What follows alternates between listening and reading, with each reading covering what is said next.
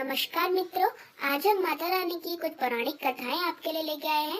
तो आशा करते हैं आपको यह कथाएं अच्छी लगेंगी। जय माता दी।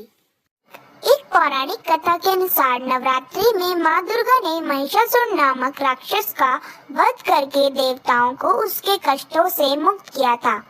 महिषासुर ने भगवान शिव की आराधना करके अद्वितीय शक्तियाँ प्राप्त कर ली थी और तीनों देव अर्थात ब्रह्मा, विष्णु व महेश भी उसे हराने में असमर्थ थे। महिषासुर राक्षस के आतंक से सभी देवता भयभीत थे। उस समय सभी देवताओं ने अपनी अपनी शक्तियों को मिलाकर दुर्गा को अवतरित किया।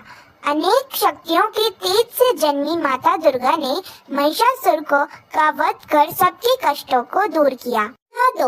एक नगर में एक ब्राह्मण रहता था। वह माँ भगवती दुर्गा का परम भक्त था। उसकी एक कन्या थी। ब्राह्मण नियम पूर्वक प्रतिदिन दुर्गा की पूजा और यज्ञ किया करता था। सुमति अर्थात ब्राह्मण की बेटी भी प्रतिदिन इस पूजा में भाग लिया करती थी। एक दिन सुमति खेलने में व्यस्त होने के कारण भगवती पूजा में शामिल नहीं हो सकी। यह देख उसके पिता को क्रोध आ गया और क्रोधवश उसके पिता ने कहा कि वह उसका विवाह किसी दरिद्र और कोढ़ी से करेगा।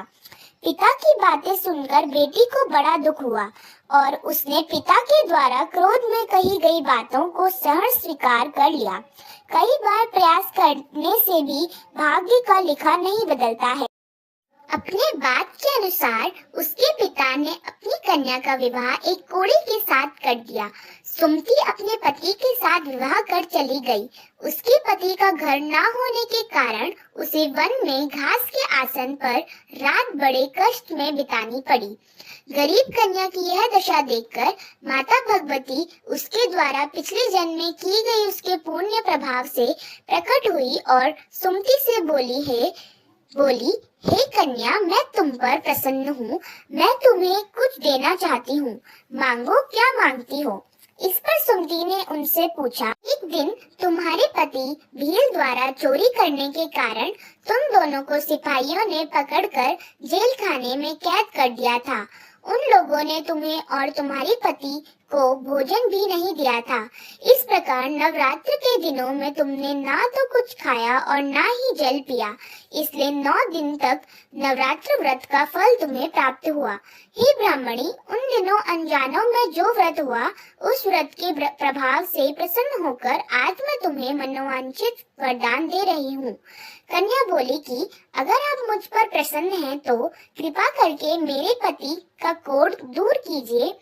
माता ने कन्या की यह इच्छा शीघ्र पूरी कर दी। उसके पति का शरीर माता भगवती की कृपा से रोगहीन हो गया। कथा 3। रामायण के एक प्रसंग के अनुसार भगवान श्री राम, लक्ष्मण, हनुमान व समस्त वानर सेना द्वारा आश्विन शुक्ल प्रतिपदा से नवमी तक 9 दिनों तक माता शक्ति की उपासना कर दशमी तिथि को लंका पर आक्रमण प्राप्त किया था।